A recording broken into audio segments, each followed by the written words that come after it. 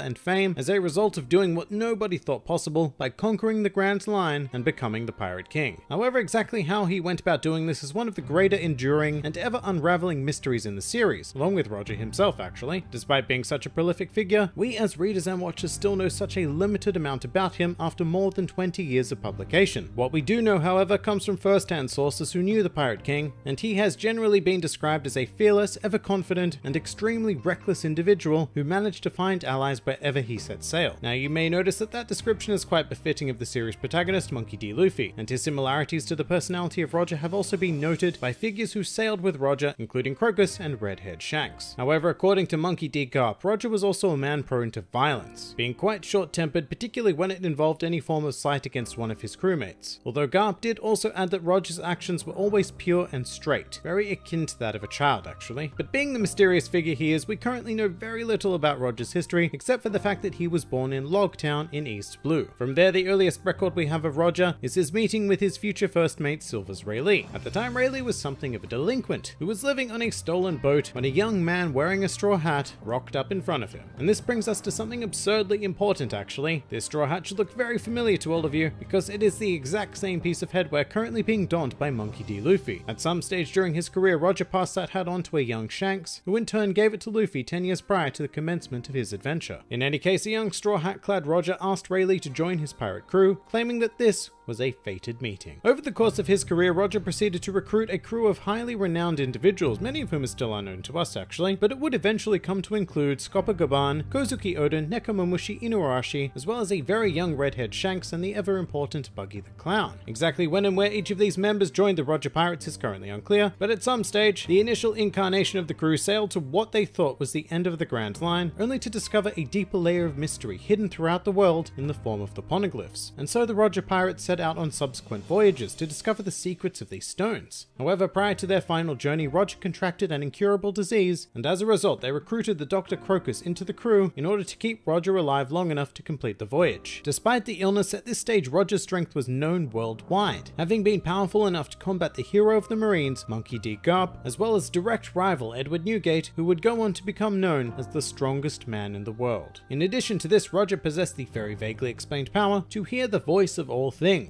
This allowed Roger to read or at least interpret poneglyphs, even though they were written in an unfamiliar ancient language. And furthermore, he was able to hear the voices of gargantuan creatures such as Sea Kings as well as Zunisha. Roger possessed one further attribute, and that was incredible luck. A perfect example of which was seen during the Ed War, when the Roger Pirates were up against the insurmountable fleet of Golden Lion Shiki. This war concluded with an unpredictable storm that, almost as if it were fated, wiped out half of Shiki's fleet. And fated it may have been, because Roger is one of the few figures in the world known to carry the ever mysterious middle initial D. However, even rarer than that, Roger appears to be one of the few people in the world who understood the true meaning of the Will of D. At some stage, the final journey of the Roger Pirates led them to the legendary hidden island of Raftel, and they became the first people in hundreds of years to set foot on the island. What happened on the island is currently unclear, but in the final year of his life, Roger had attained more wealth, power, and fame than anybody could comprehend, as well as became known as the Pirate King. Despite that, Roger's health was worsening, and in secrecy, he proceeded to disband the Roger Pirates. He then conducted something of a farewell tour, officially parting ways with longtime best friend Silvers Rayleigh, and even visited his old rival Whitebeard. This meeting displayed the mutual respect that they had for one another, as Roger even offered to tell Whitebeard the location of Raftel, as well as the mystery behind the Will of D, although Whitebeard refused the former because he had no interest in visiting the hidden island. At yet another unknown point, Roger became romantically entwined with a lady by the name of Port-Gasti Rouge, and the two of them conceived a child prior to Roger handing himself over to the Marines. After surrendering himself, Roger was scheduled to be executed, and in his final days, Roger implored his one-time rival Garp to take care of his unborn child, who would grow up to be Port-Gasti Ace. Roger's birthplace of Logtown in East Blue was chosen as the venue for his execution. This show had been planned by the world government in order to set an example to others and dissuade them from taking up piracy. The idea being that if even the Pirate King could be caught and dealt justice, then nobody would be able to escape their own incoming justice. Unfortunately for the world government, this spectacle backfired heavily, and just before his execution, Roger uttered what are probably the most famous words in the entire series. "My treasure? Why, it's right where I left it. It's yours if you can find it, but you'll have to search the whole world." These words acted as the spark of the great age of pirates, inspiring countless individuals to take to the sea and pursue the dream of finding Roger's legendary hidden treasure, the One Piece, and taking the mantle of Pirate King for themselves. Thus, in death, Roger left a legacy far more powerful than any of his living achievements. And when one of those achievements includes becoming the Pirate King, then that is one truly astonishing accomplishment.